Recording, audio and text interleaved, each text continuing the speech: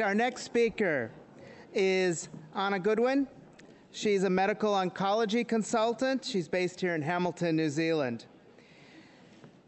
She is a beekeeper, organic gardener, and has a lifelong interest in diet and nutrition and their contribution to health and disease. Please join me in welcoming Anna.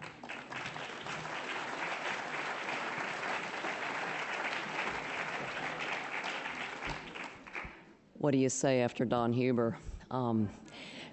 Well, most of you probably recognized that the question or the title of my lecture is somewhat rhetorical, and if any of you need to go, the answer is yes.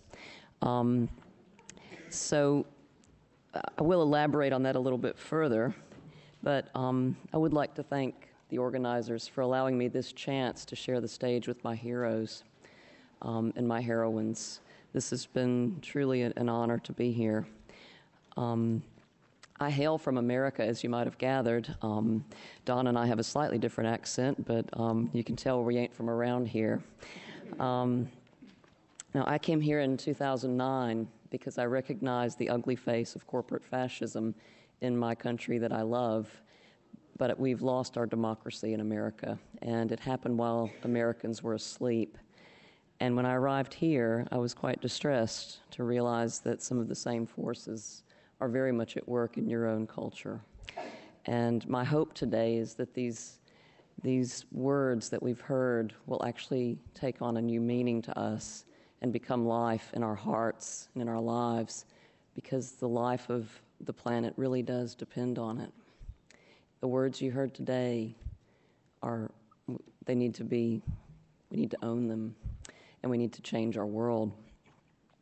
So I'm a bit of a affront to bureaucracies and corporate fascists. They don't like me. So I just would say this is my disclaimer and sometimes my selfie. So when we contemplate the wisdom of the ancients Hebrews knew that we were dust and we all go back to dust. We could also translate that as saying, we are the soil and the soil is us. I'm not a brilliant researcher or a scientist, but I am a connector of dots. And I would say categorically that soil is the foundation for feeding all life on the planet. We know from Don Huber's research that soil that is depleted of minerals cannot support healthy plants that properly nourish animals or humans, and that the shortcuts of the last 50 years are simply not sustainable. We know that human digestion and nutrient absorption are completely dependent upon proper microbial balance in the gut. 2 kilograms of our biomass is actually bacteria. The bacteria to cell ratio in our bodies is 10 to 1. As Don says, these bacteria are susceptible to glyphosate residues and other contaminants in our food. And we know that glyphosate residues last for a minimum of 3 months after they go to market. This comes from the UN Food and Agricultural Site. And they state that we add 77 million people every year to the planet, but we have 12 plant species that now provide 75% of our total food calories. There are 15 mammal and bird species that comprise 90% of our livestock for human consumption, and they're also eating those 12 plant species too. So the loss of diversity in our plant and animal species makes us vulnerable if these species are somehow compromised. The average American now gets about 60% of their calories from products derived from corn, wheat, and soy. Back in 1970, the Nobel Prize was won by Professor Norman Borlaug, and he's said to have saved 1 billion people from starvation, and this was truly brilliant, and it was in his heart to end world hunger. However, this has become quite commercialized, and we've kind of lost Norman's heart. We've lived to see the downside, and we must refine a few of our green revolution concepts or actually cease to exist. The gluten that was in this dwarf wheat is actually linked to multiple diseases, including celiac, autism, schizophrenia, nutritional deficiencies, diabetes, and cancer. And the amylopectin in one slice of whole wheat bread actually raises our blood glucose levels the same as a tablespoon of sugar. This kind of shows the evolution of the more heritage variety of wheat on your left down to the dwarf wheat that was designed to be wind resistant. Again, this is not a genetically modified crop, but it was genetically selected and hybridized to be wind resistant, but also, as you might surmise, when you think about how wheat actually grows, that wheat is going to be compromised with its sunlight exposure if the weeds around it are not controlled. So therefore, this wheat has actually resulted in a dramatic increase in our glyphosate use by necessity. And you've seen a similar slide. This is a curve that, like Don said, it can be applied to almost every major disease that we're struggling with. Glyphosate plus dwarf wheat has been a uniformly bad combination, and we have seen, since the introduction of this combo, a 400% increase in celiac disease. Our next downfall as a species is that we do have a sweet tooth, and we have to keep in mind that in nature, sweetness is actually a predictor of nutrient density and mineral content in food. So our artificial sweeteners and our sugar additives are simply the farce that they're built upon, in essence, because they provide no mineral density for our bodies. They can never satisfy our sweet cravings. And you'll find that if your minerals are in balance, your carbohydrate and sweet cravings actually go away. We're simply not getting it from our food for the reasons Don Huber and others have stated. So what about non-caloric artificial sweeteners? We know that aspartame was developed by some of our friends, the chemical giants. It actually increases your carbohydrate cravings, your fat storage, and your weight gain. Artificial sweeteners also induce glucose intolerance by altering your gut microbiota. Sadly, these products are heavily marketed to diabetics and those who are obese, only making matters worse. So 40 years of high fructose corn syrup later, as the average adult consumes about 60 to 70 pounds per year via sodas, cereals, fruit juices, and various sauces, high fructose corn syrup increases free fatty acids, leptins, and adiponectins, which actually add dramatically to our risk of obesity and insulin resistance. This bypasses our satiety system, so you're actually never satisfied. The more you eat, the more you want. And in rat studies, it was found that rats that had ad libitum access to high fructose corn syrup actually gained 48% more weight than rats on a normal diet. Since the late 1990s, early 2000s, most of our high fructose corn syrup has been produced from BT corn. In 1995, the FDA approved GE corn, soy, cotton, canola, potato, squash, and tomatoes. 80% of our plants, as others have alluded to, have been selected for herbicide-tolerant traits, not actually for traits beneficial to the consumer. An industry said it would actually decrease herbicide use. But since 1995, there's been a 1,000-fold increase, almost 2,000-fold increase in the acres of soil treated with glyphosate. Now 90% of our corn, soy, cotton, and canola from North America are genetically modified. In my opinion, this has been the perfect storm. This has grown up in the midst of a regulatory farce. The FDA and by proxy, Food Standards Australia and New Zealand have required no pre-market safety assessments on GMO foods. Their only standard is substantial similarity, and this has been an industry-conjured standard. There is no requirement for long-term health impact, post-market monitoring, or independent evaluation. And they would point to the notion that there's no obvious harm coming from these products, but we cannot say that the absence of evidence, we can say that the absence of evidence is not evidence for safety.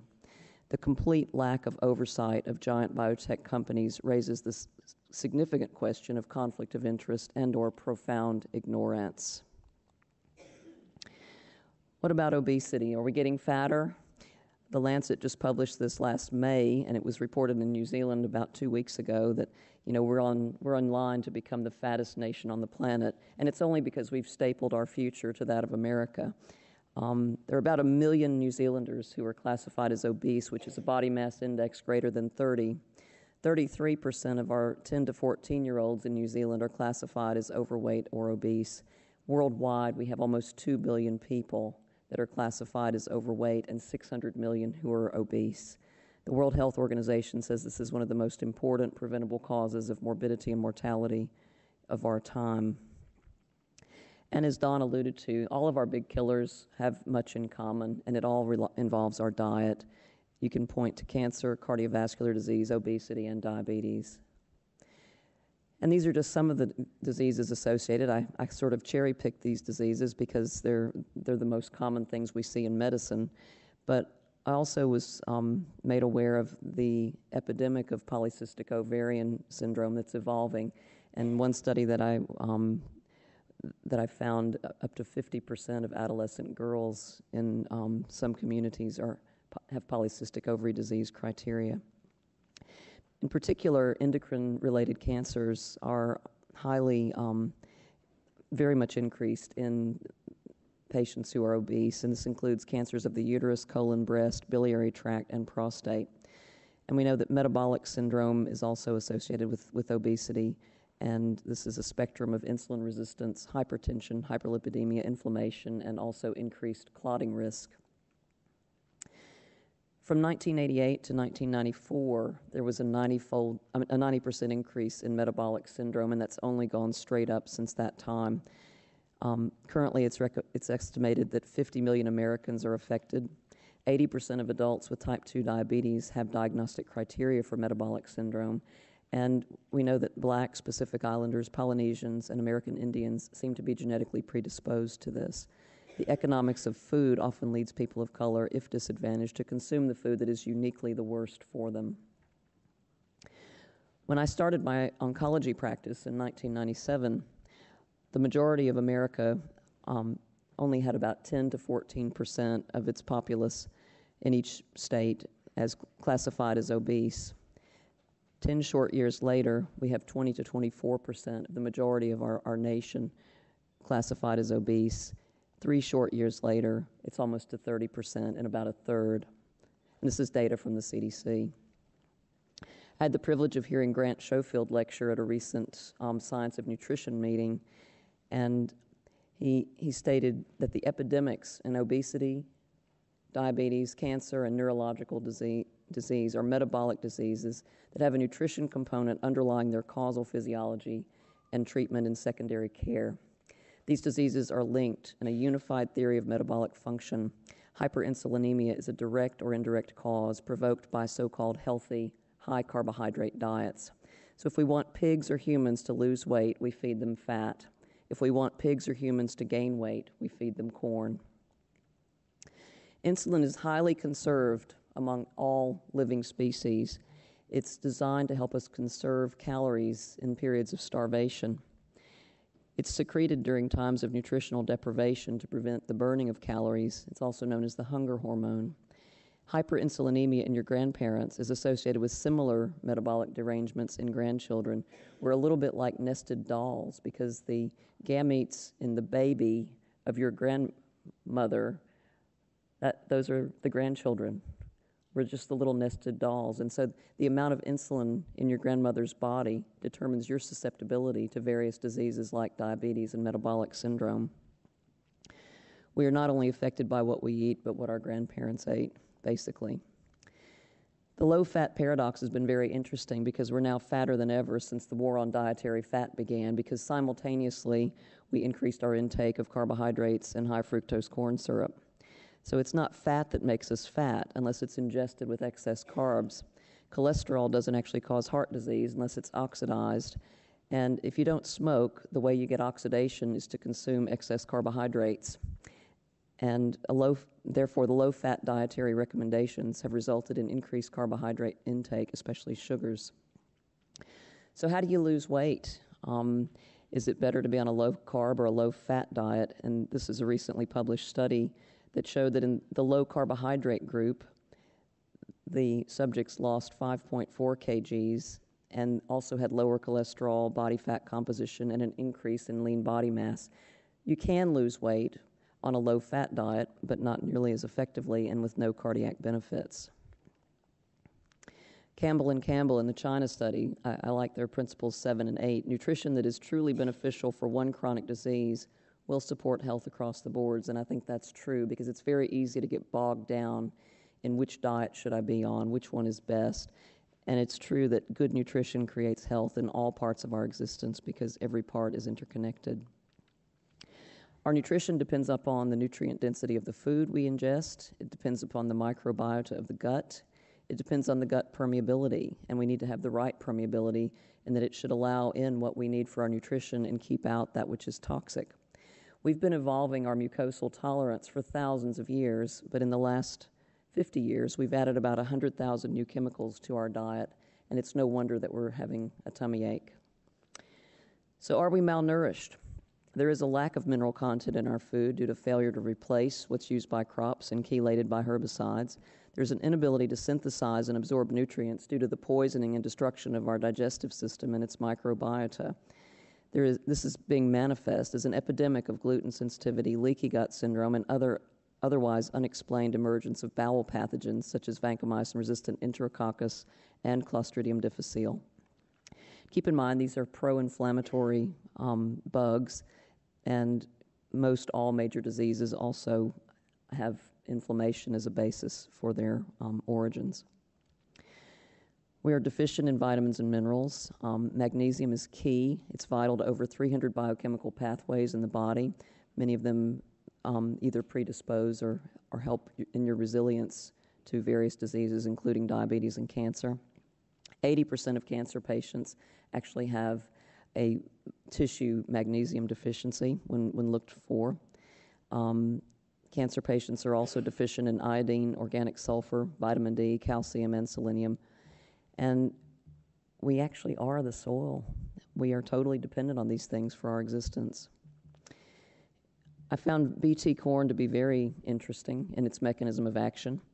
After the plant is eaten by the target insect, Bt toxin binds to its gut receptors in an alkaline environment, causing the gut wall to break down and allowing toxin spores and gut bacteria to enter the body. The insect stops eating and dies of malnutrition. Have we accidentally become the target insects due to gut dysbiosis and proton pump inhibition? This was initially sold to us on the basis that, humans don't have an alkaline gut. But when you look at the millions of people on Losec and various proton pump inhibitors, we can't say that's true. Are we all gluten sensitive now? There are 20 million Americans that have hidden gluten sensitivity, which actually increases the risk of death from cancer and heart disease. Gluten also damages the gut lining, allowing microbes in food to cross the gut barrier, getting exposed to the immune system, 60% of which lives in the first cell layer. And this induces the autoimmunity that we're seeing. Gluteomorphins also cause addictive behavior and have been linked to autism in children. You can block their effects by anti-opioid drugs, naloxone, for instance. Celiac disease, it's said to be a fad. To me, it's the canary in the mine. This is a disease associated with nausea, diarrhea, macrocytic anemia due to loss of B12 absorption and depression. Wow, some fad. Don't you want to take that on board? It's also associated with deficiencies of iron, cobalt, molybdenum, copper, tryptophan, tyrosine, again, all of your aromatic amino acids. All of these things are chelated, and we're being deprived of them because of the loss of our gut bacteria. People are predisposed genetically for this, so we can't blame any one thing. It's a combination of things. There is a genetic predisposition, but it's also our environment, and it's what we're doing to ourselves. Again, glyphosate is a disruptor of the cytochrome P450 system. This is responsible for breaking down other poisons. So when you inhibit this system, you not only are you malnourished and you can't deal with glyphosate, but you also can't deal with anything else that you inadvertently take in. The unbalanced microbiome, in my opinion, has led to the rise of Clostridium difficile, which is actually an epidemic in America. From 2000 to 2009, the number of patients with Clostridium difficile doubled, and as the primary reason for hospitalization, it actually tripled. This is also known as antibiotic-associated colitis. 50% of it is acquired in hospitals, 25% is community-acquired. We used to blame it on overprescription of antibiotics by doctors, but many of us started looking around and realizing that we weren't really the cause, and so 25% now have no known antibiotic exposure before their diagnosis, and fecal transplant is now the most effective treatment. This was used 4,000 years ago in China. So much for biotechnology taking us forward. So the message is clear that it's okay for you to eat crap and die. Or maybe crap can save you in the end, I don't know. This was a fascinating study that's published, and this is an increasingly recognized modifier of disease in humans and animals. But we have animal models for various human diseases, and we've cataloged the various germs that they grow in their gut. And about 70% of the time, you could almost look at the germs that they're growing in their gut and predict what disease they're going to have. And this is also an emerging evidence in humans. So you can actually take the disease manifestation and transfer it to another animal by transferring the gut microbes of that animal. We've observed this in colon cancer. There's an abstract reported just this last year from Christchurch, and they found that patients with bowel cancer actually had a much higher propensity for Bacteroides fragilis, for instance. Dr. Seralini's talked about the reproduction issues, but I would call your attention to this one a little bit further down, that men who sprayed glyphosate within 3 months of conception with their partner had twice the risk of preterm delivery in their partners. So we're not that much different from cows, really. Are we sterile? You know, it seems that there's a drastic increase in reproductive assistance and technology, and that would seem to correlate with our increasing difficulty with pregnancy. Are we dying of cancer? Currently 10 million deaths per year from cancer worldwide.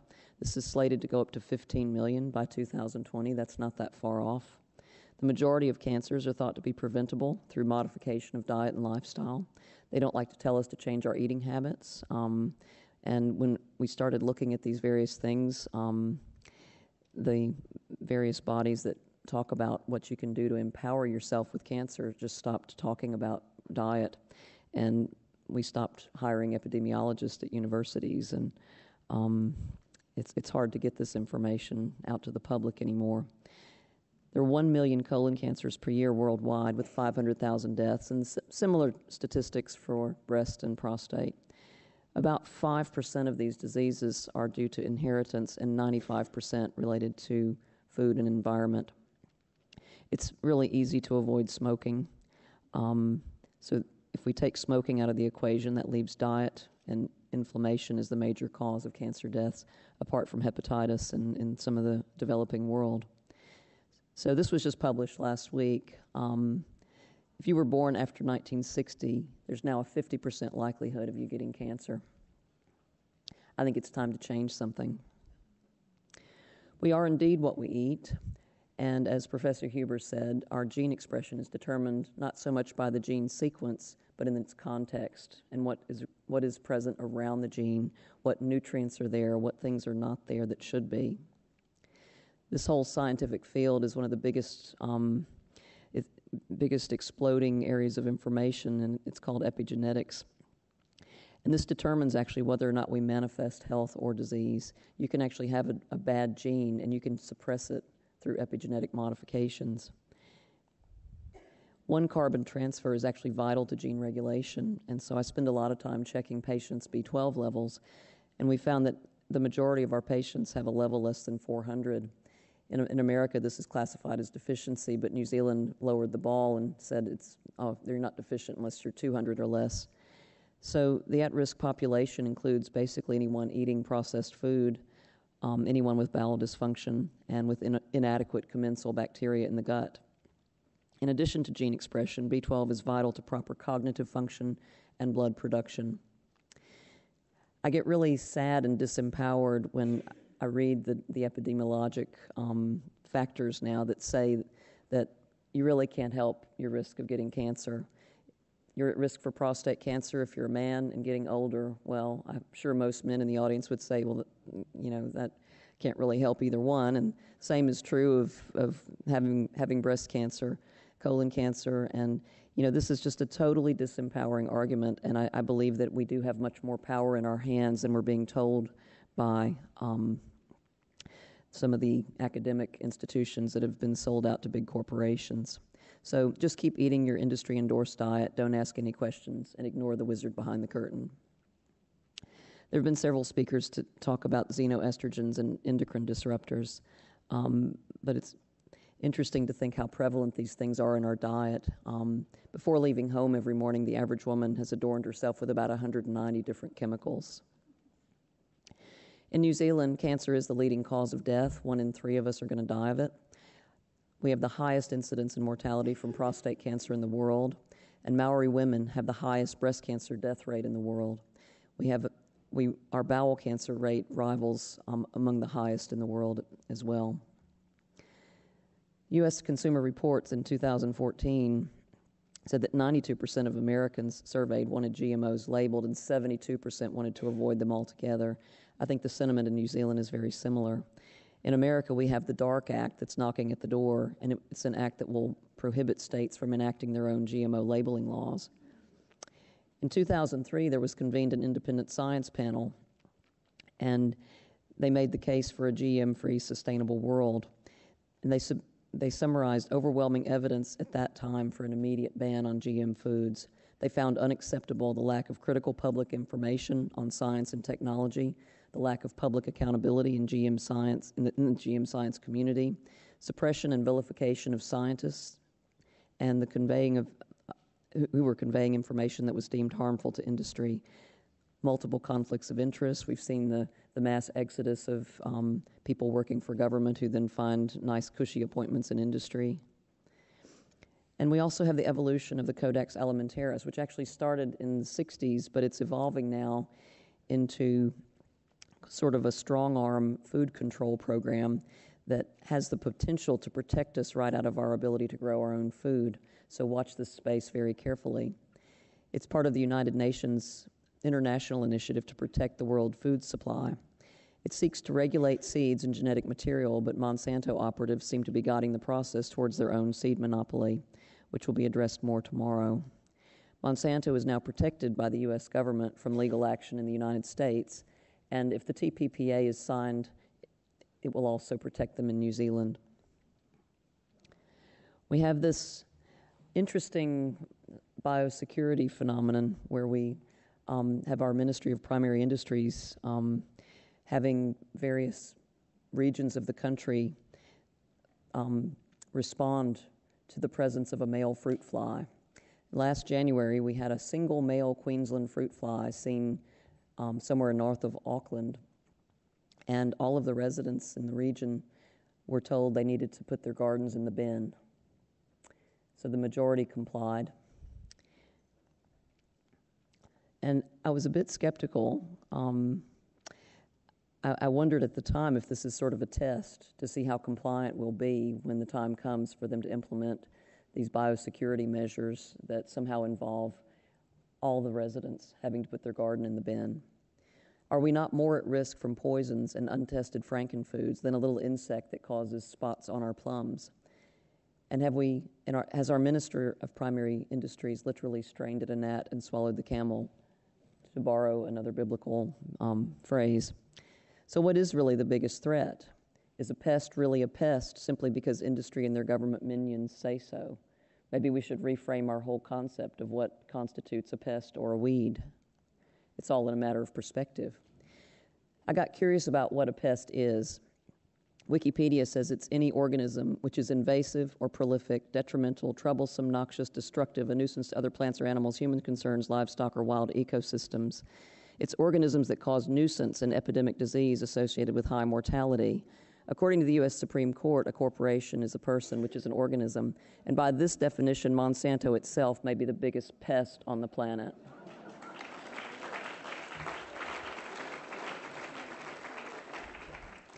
I love Pogo. He's famous for saying, he's a cartoon character, "We have seen the enemy and he is us." And Edmund Burke says that the only thing needed for evil to prevail is for good people to do nothing. So it's very, very clear that we cannot rely solely upon weak, sold-out governments to protect us or our beloved planet. The solutions are simple but not easy, and at the end of the day, it is up to us. We have one more area of food sovereignty, and that's what you buy and put on your table. It's what you put in your own garden. It's whether you support your organic movement or whether you buy from Food Box or whatever you do. It's your individual personal decisions that are going to save this planet or sign our fate. So we have very easy solutions. It sounds radical, but we have to actively engage in opposition to the Trans-Pacific Partnership Agreement. It was the most critical issue of this last election, and it was not talked about at all by the media. We have to heal the soil. We have to replace minerals. We have to compost, and we have to get good bacteria back into our bodies and into our soil. And we have to insist upon GMO labeling and labeling of pesticide residues. I am sick and tired of reading a label that says nothing whatsoever except made from local and imported products. That has to stop. Other actions are to keep grass-feeding your livestock and resist the temptation to buy genetically modified grain and feed it to your cows. Support the Organic Consumers Association, New Zealand Soil and Health, GE Free New Zealand, Out of Your Backyards, and other organizations fighting for our food sovereignty. We have to join together. We are all the indigenous people of planet Earth. We have to use the power of our vote to oust politicians who have sold us out, and only 30 to 40% of us, just like America, show up to vote. We have to hold our government accountable, and we have to call for an independent investigation of genetically modified foods by non-industry sponsored researchers. In summary, industrial food as it stands is literally killing us and leaving a dangerous epigenetic and genetic and environmental legacy for future generations. Our current industrial farm practices, GMO foods, and pesticide use are unsustainable for the soil and all life. We can and must do better through biological farming and soil mineral balancing. Powerful corporations already control government regulatory bodies that establish food and environmental policy for their advantage. We must each do our part to regain and maintain our food sovereignty. This will be taken from us with the TPPA. Harkening back to Woodstock, I was only 5 years old, so I can't say I'm truly a child of the 60s. But I love the lyrics. We are stardust, we are golden, we are billion-year-old carbon, and we've got to get ourselves back to the garden. The next line says, we are stardust, we are golden, but we are stuck in the devil's bargain, by the prophetic Crosby, Stills, and Nash. So show up. Come and show up on March 7th. Thank you very much.